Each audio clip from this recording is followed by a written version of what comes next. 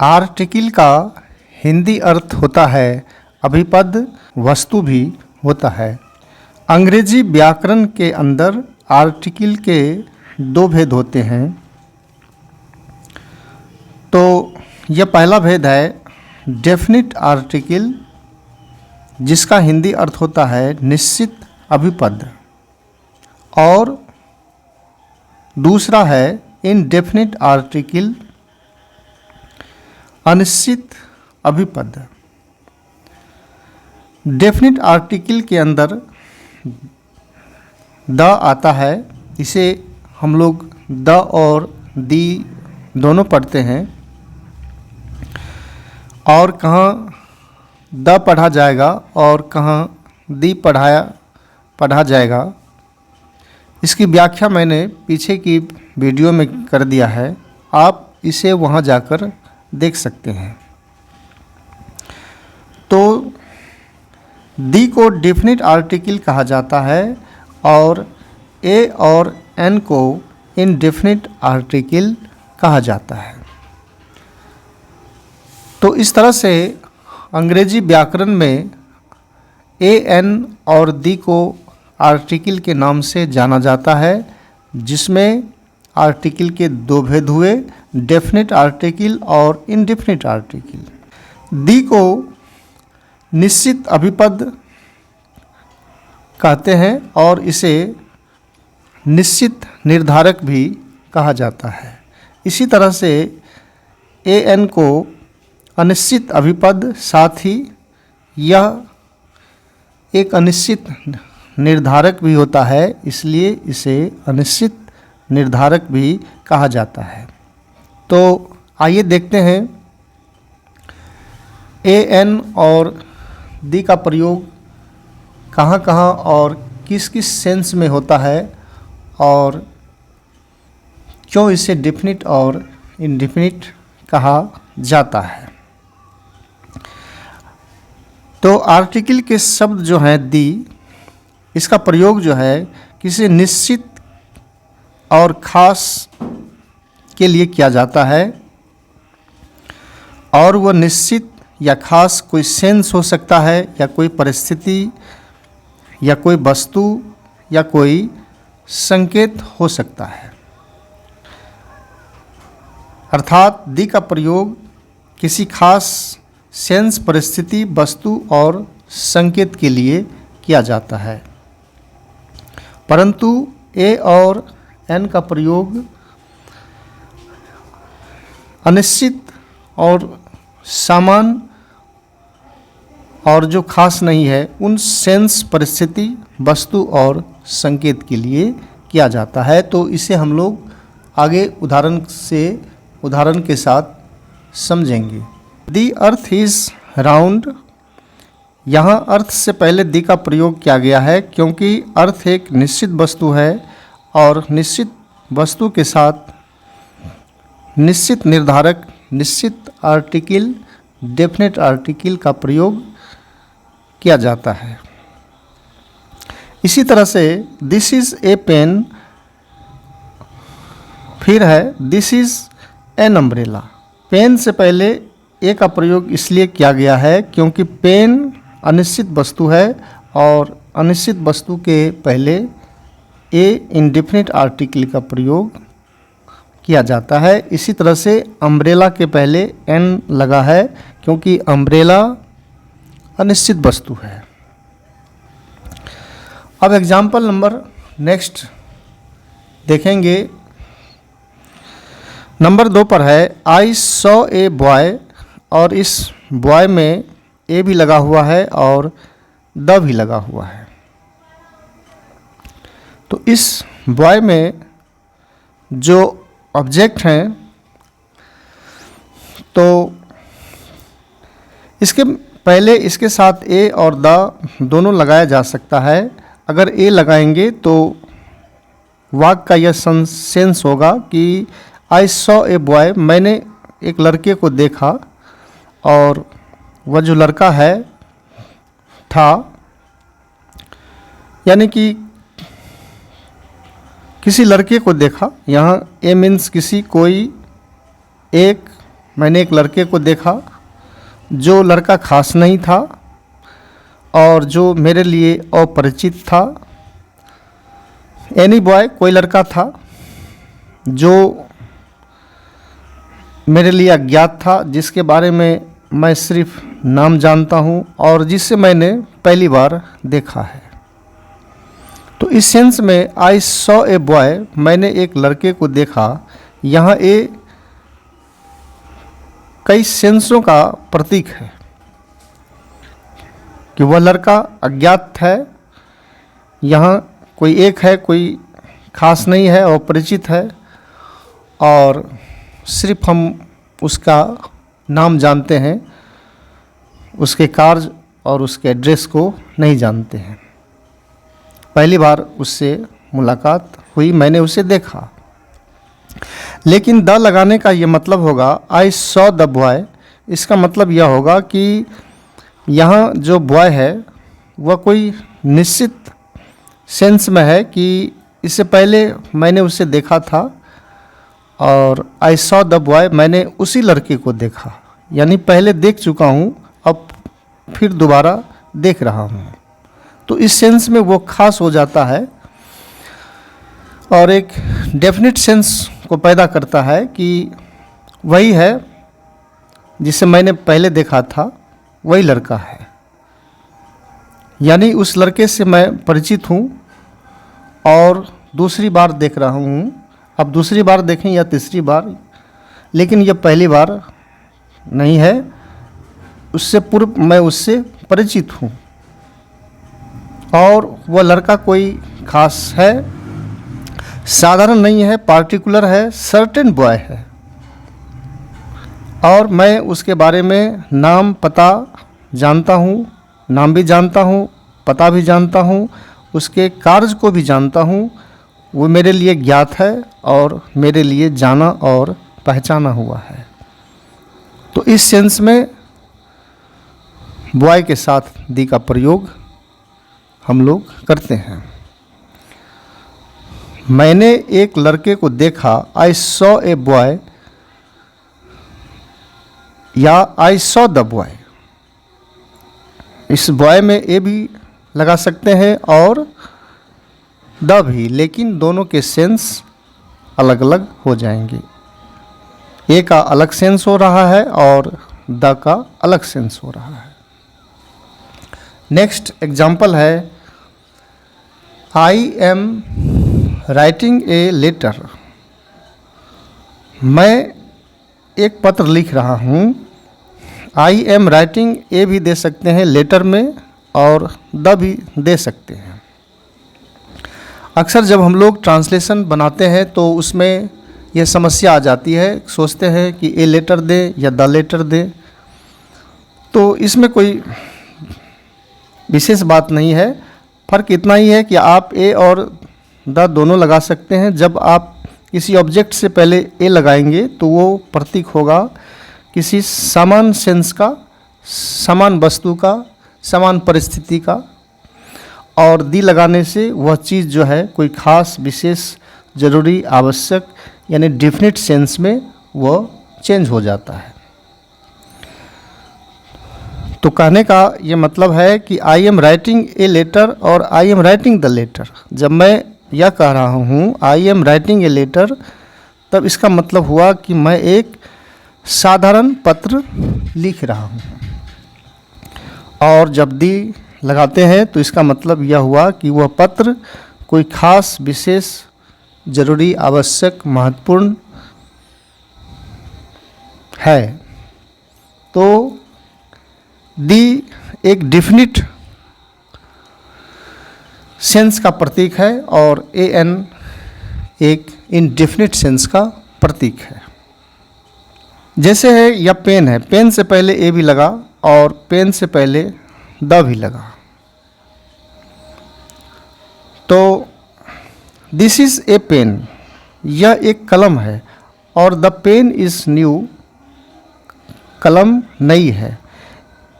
इस पेन से पहले ए लगाने का यह मतलब है कि वाक्य में ये पहली बार ऑब्जेक्ट आया है।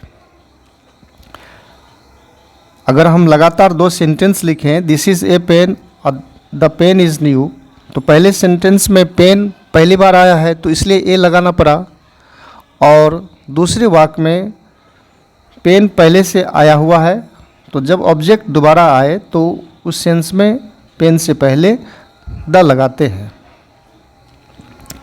और इसमें और भी कई बातें हैं, जैसे दिस इज़ ए पेन, तो यहाँ पेन जो है सामान है, यानी कि इस ऑब्जेक्ट को मैं पहली बार देख रहा हूँ, यह मेरे लिए अपरिचित है यह ऑब्जेक्ट। लेकिन यहाँ पर दूसरे वाक्य में दोबारा आने से मैं इससे परिचित हो चुका हूँ, क्योंकि पहले यहाँ पर मैं देख चुका हूँ, तो इसलिए इस जगह पर मैं इस पेन से परिचित हूँ। कई बार ऑब्जेक्ट आया है और इस सेंस में यह पेन खास बन जाता है, तो इसलिए पेन से पहले यहाँ द का प्रयोग किया गया है।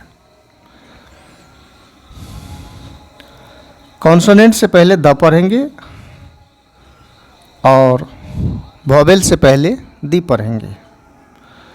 तो यहाँ द पेन नहीं कहकर द पेन कहेंगे, द पेन इज़ न्यू। और इसमें एक बात और भी ध्यान में रखना है कि जैसे द को डेफिनेट आर्टिकल इसलिए कहा गया है क्योंकि द का प्रयोग संसार के सभी निश्चित वस्तु के साथ किया जाता है, और ए एन को इंडेफिनिट आर्टिकल क्योंकि इसका प्रयोग संसार के सभी इंडेफिनिट जो अनिश्चित वस्तुएं हैं उसके साथ किया जाता है, इसलिए ए एन को इंडेफिनिट आर्टिकल कहा जाता है। तो यहाँ pen definite article, definite thing नहीं है, निश्चित वस्तु नहीं है, फिर भी इस पेन में द का प्रयोग कर दिया गया है। ऐसा इसलिए हुआ है क्योंकि यहाँ पर डेफिनिट थिंग की बात नहीं हो रही है, निश्चित वस्तु की बात नहीं हो रही है, बल्कि यह जो द है वह किसी डेफिनिट सेंस को दिखा रहा है, किसी खास परिस्थिति को दिखा रहा है, पूर्व परिचित स्थिति को दिखा रहा है, तो उस सेंस में द का प्रयोग अनिश्चित वस्तु के साथ भी किया जाता है। जब परिस्थिति विशेष हो, संकेत हो और एक खास सेंस को उपस्थित कर रहा हो, तो वो प्रतीक है एक डेफिनिट होने का। द अर्थ इज़ राउंड में द का प्रयोग इसलिए किया गया है क्योंकि अर्थ एक निश्चित वस्तु है, इसलिए निश्चित वस्तु के साथ निश्चित अभिपद का प्रयोग किया गया है। ए एन और द के प्रयोग किसी एक ही सेंस पर, एक ही प्लानिंग पर आधारित नहीं होते हैं, उसके कई सेंस होते हैं, आप उसके सारे प्रयोग के तरीकों को देखें। दिस इज़ द बॉय, यहाँ बॉय से पहले द का प्रयोग किया गया है। यहाँ द निश्चित प्रतीक है, निश्चित सेंस को खड़ा करता है। दिस इज़ द बॉय, यह वही लड़का है। यहाँ द अर्थपूर्ण भी हो रहा है वही, और यह डेफिनिट सेंस को खड़ा कर रहा है कि मैंने उसी लड़के को देखा जिससे मैंने पहले देखा था। तो यहाँ पर यह द डेफिनिट सेंस का प्रतीक है, निश्चित प्रतीक के रूप में द का प्रयोग किया गया है। फिर है next, the window is closed, खिड़की बंद है। यहाँ द का प्रयोग इसलिए किया गया है क्योंकि यह एक संकेत और एक इशारा को दिखाता है कि देखो, संकेत दे रहा है कि खिड़की बंद है। एक संकेत और इशारा के रूप में इस शब्द का प्रयोग किया गया हुआ है।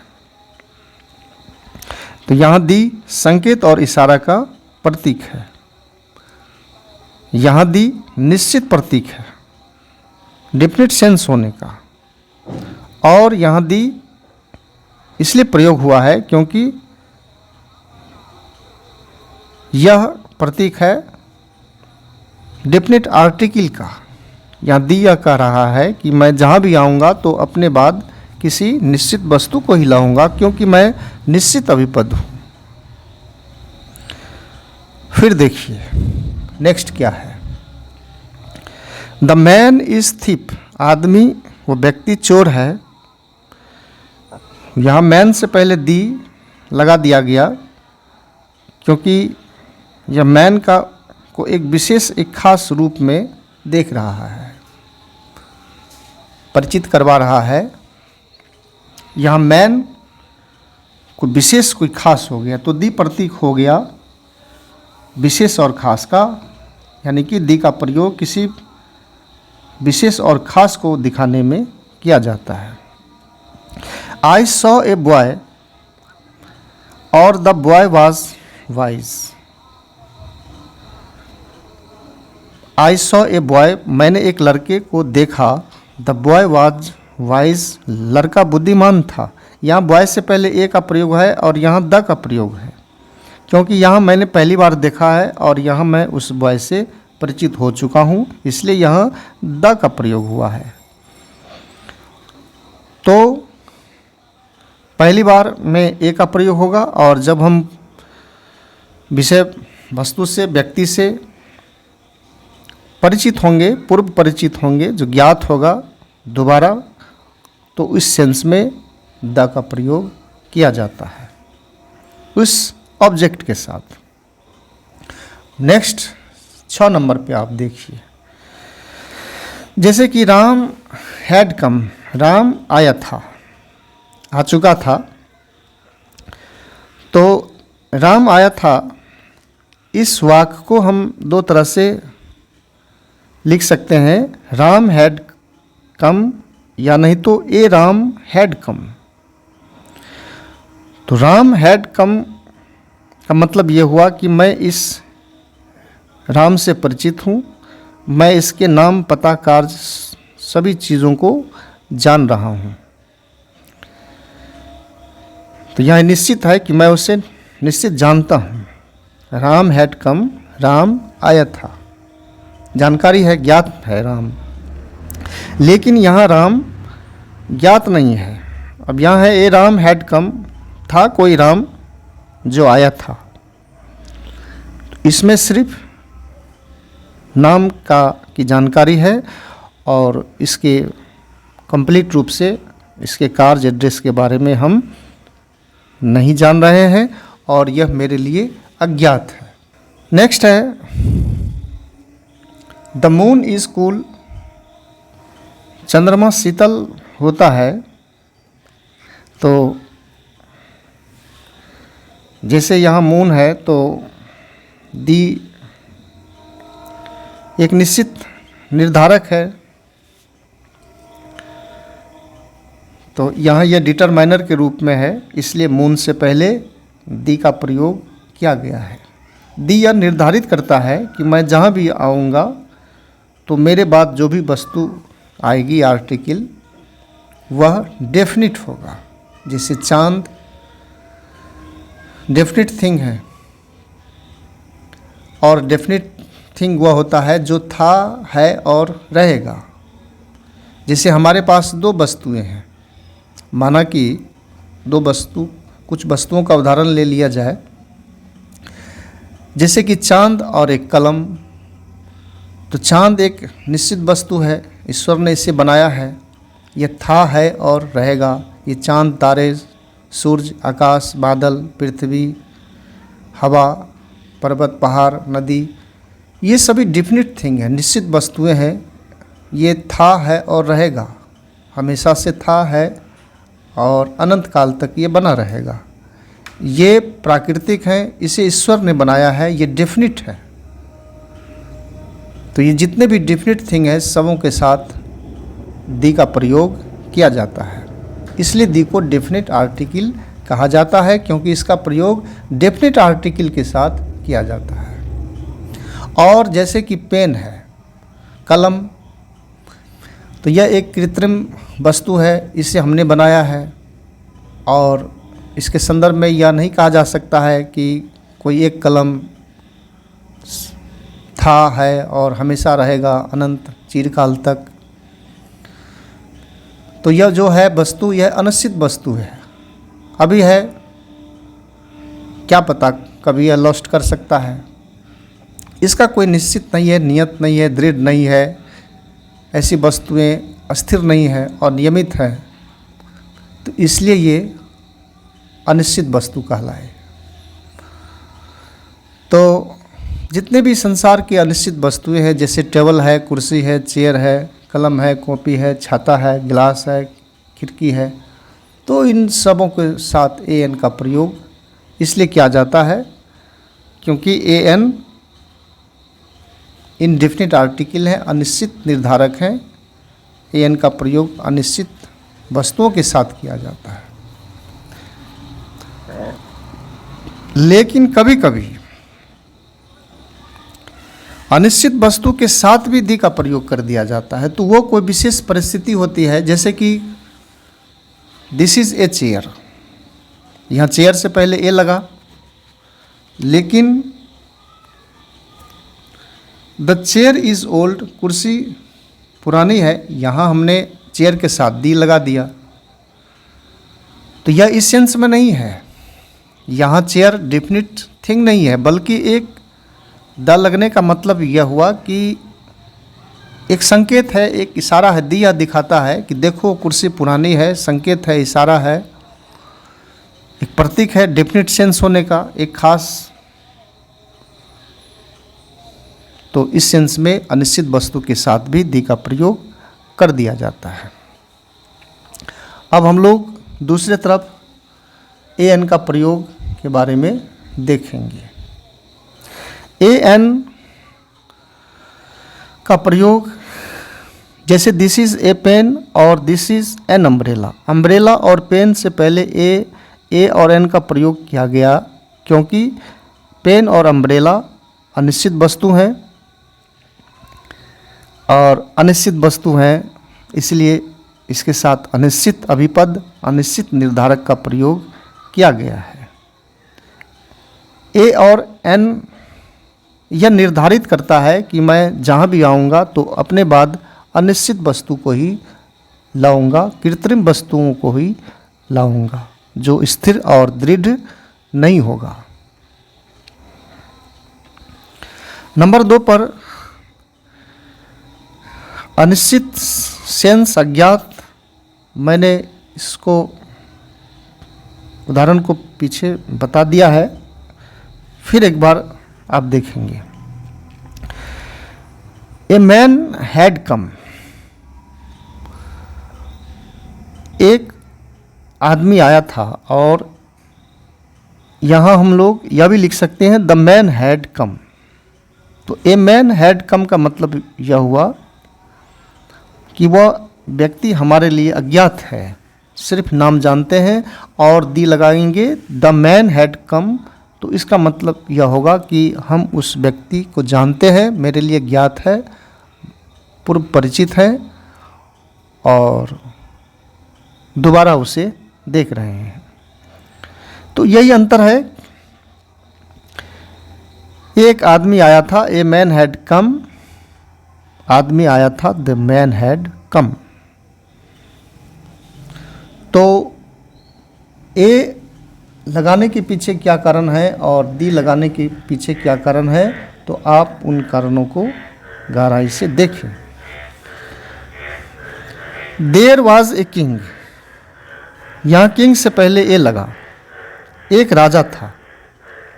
अब वो जो एक राजा था हम नहीं जानते हैं कौन था, वो हमारे लिए अपरिचित है, पहली बार राजा से मुलाकात हो रही है, हमारे लिए अज्ञात है। एनीबडी, कोई भी हो सकता है, कोई राजा था, कोई किसी खास नहीं है, तो इसलिए किंग से पहले ए का प्रयोग किया गया है। तो खास नहीं, साधारण में जैसे दिस इज ए चेयर, तो ए लगाने का मतलब यह हुआ कि चेयर खास नहीं है, साधारण है। और अंतिम में लिखा हुआ है दिस इज ए पेन और this is an umbrella. Pen और अम्ब्रेला से पहले ए एन का प्रयोग किया गया है क्योंकि पेन और अम्ब्रेला अनिश्चित वस्तु हैं। साथ ही ए और एन एक अनिश्चित इंडेफिनिट आर्टिकल भी है और एक डिटरमाइनर भी है। यह निर्धारित करता है कि इसके बाद जो शब्द आएंगे वो अनिश्चित वस्तु होंगे।